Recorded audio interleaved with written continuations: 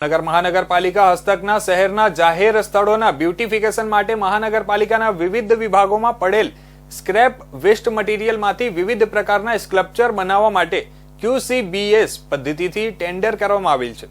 આ પદ્ધતિમાં ગુણવત્તાને ધ્યાને રાખી પાર્ટીના અનુભવ તથા પ્રેઝન્ટેશનને માર્ક આપી ટેન્ડર પ્રક્રિયા કરવામાં આવશે। લોખંડના ભંગાર એટલે કે સ્ક્રેપમાંથી 30 સ્કલ્પચર બનાવવામાં આવી રહ્યા છે। આ સ્કલ્પચર જે વેસ્ટમાંથી બેસ્ટ સર્જન છે। શહેરી વિકાસ માટે રોડ રસ્તાની સાથે શહેરનું બ્યુટિફિકેશન પણ તેટલું જરૂરી છે। ભાવનગર મહાનગરપાલિકા દ્વારા લોખંડના ભંગાર એટલે કે સ્ક્રેપમાંથી 30 સ્કલ્પચર બનાવવામાં આવી રહ્યા છે। આ સ્કલ્પચર જે વેસ્ટમાંથી બેસ્ટ સર્જન છે। આ સ્કલ્પચરને શહેરના પૂર્વ, પશ્ચિમ અને સેન્ટ્રલ ઝોનમાં મૂકવામાં આવશે।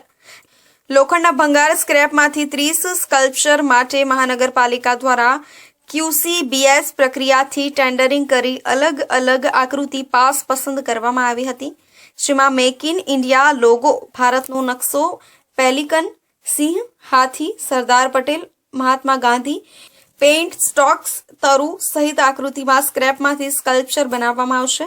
₹3 કરોડના ખર્ચે બનાવવામાં આવેલા આ સ્કલ્પચર આગામી માર્ચ સુધીના શહેરના સર્કલ, આઇલેન્ડ તેમજ ત્રિકોણમાં લગાવવામાં આવશે।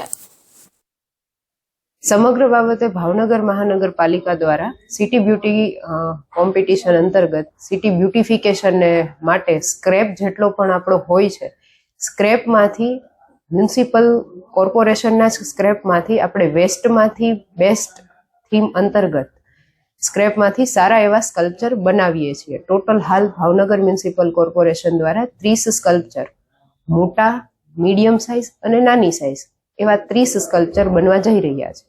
કે ભાઈ આપણું જે કાંઈ જે સ્ક્રેપ પડ્યો હોય એની અંદર આર્કિટેક્ચર અને જે શિલ્પો થાય જુદા જુદા પ્રકારના, કે ભાઈ નકશો હોય, ભારતનો નકશો હોય, સિંહ હોય કે પછી પક્ષીઓની પ્રતિકૃતિઓ હોય, તેવું ભાવનગર મહાનગરપાલિકાએ પણ આયોજન કરવામાં આવેલું છે અને શહેરના જુદા જુદા 30 સ્થળો પર આવા સ્ટેચ્યુ મૂકવામાં આવનાર છે। ત્યારે આ અંગે ગાર્ડન સુપ્રિન્ટેન્ડન્ટે જણાવ્યું હતું કે ભાવનગર મકર સંક્રાંતિના દિવસે 8 જેટલા સ્કલ્પચર તૈયાર થઈને શહેરમાં લાગી જશે, તેમજ અન્ય 30 સ્કલ્પચર બનાવવામાં આશરે 75 ટન જેટલો લોખંડ સ્ક્રેપનો ઉપયોગ કરવામાં આવશે। સ્કલ્પચર વેસ્ટમાંથી બેસ્ટ સર્જન છે, જેને તૈયાર પેડેસ્ટલ પર ઊંચકીને મૂકી દેવાયું છે। હવામાનની તેના પર અસર ન થાય તે માટે ખાસ કોટિંગ કરાયું છે, જે 4 વર્ષ ટકી શકશે।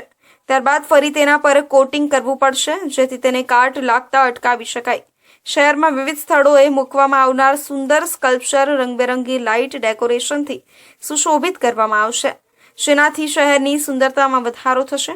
આ પ્રોજેક્ટ અંતર્ગત મહાનગરપાલિકા દ્વારા અંદાજિત 3.20 કરોડ જેટલો ખર્ચ થશે।